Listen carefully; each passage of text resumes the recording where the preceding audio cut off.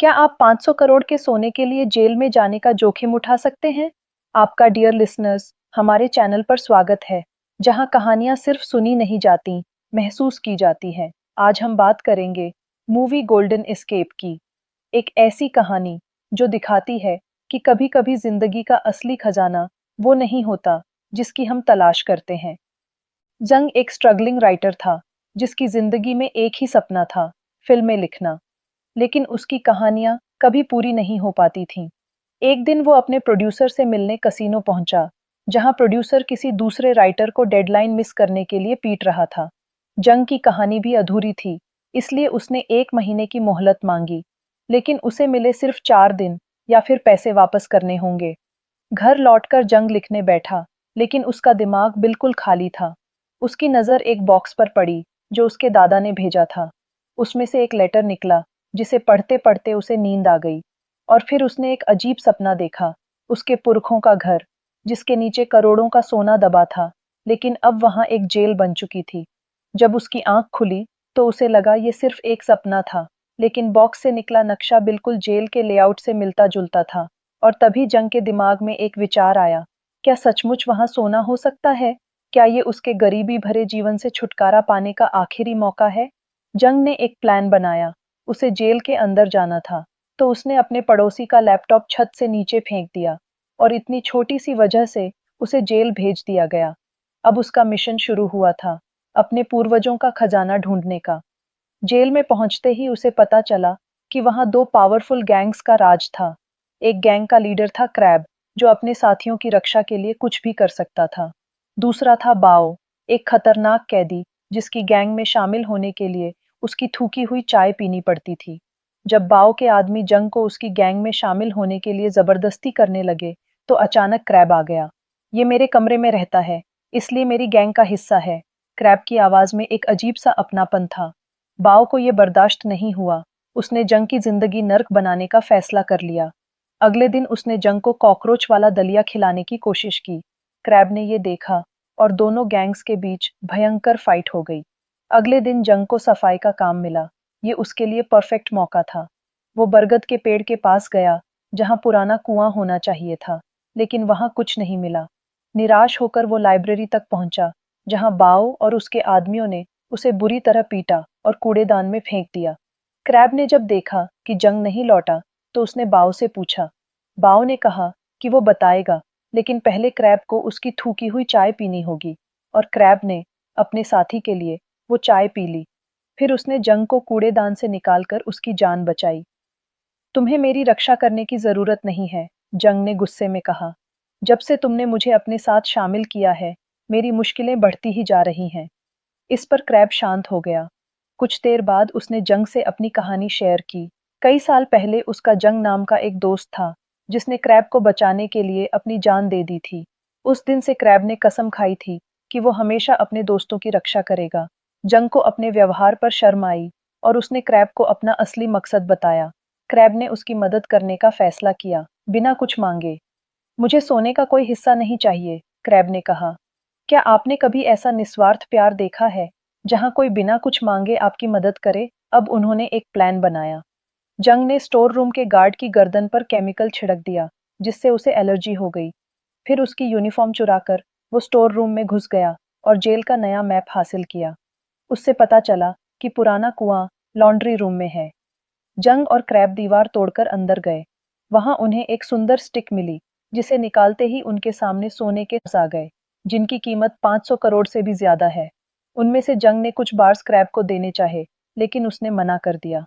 फिर उन्होंने कपड़े ले जाने वाली मशीन के साथ इन बार्स को जेल से बाहर निकालने का प्लान बनाया।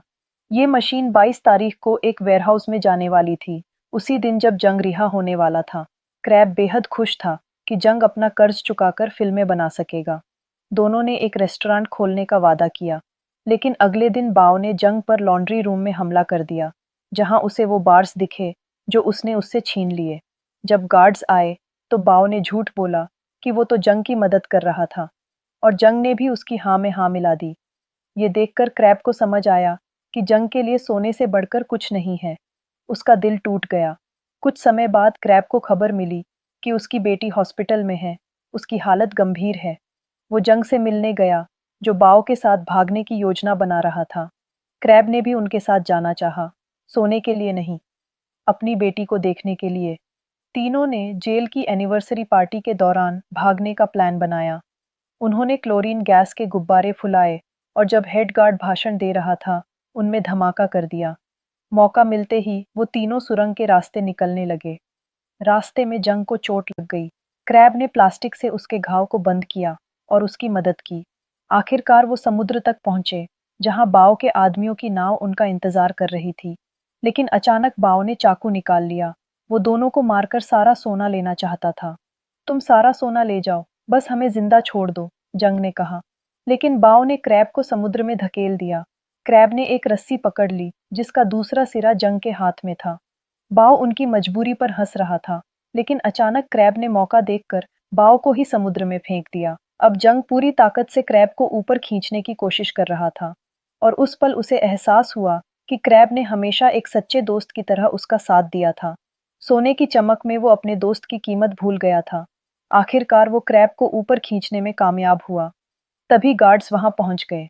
जंग और क्रैब ने खुद को उनके हवाले कर दिया।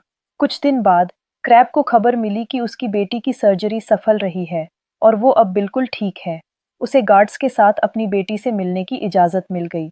फिर बेटी को मिलने के बाद जंग को क्रैब ने बताया कि समुद्र में गिरा सोना उसके लोगों को मिल गया है और अब जंग उसका असली हकदार है। जिसे सुनकर जंग खुश हो जाता है, क्योंकि उसका करोड़पति बनने का सपना पूरा हो गया था। लेकिन इस सफर में उसे एक और अनमोल चीज मिली थी, क्रैब जैसा सच्चा दोस्त। और अब वो क्रैब के साथ मिलकर एक रेस्टोरेंट खोलेगा। और यही मूवी एंड हो जाती है।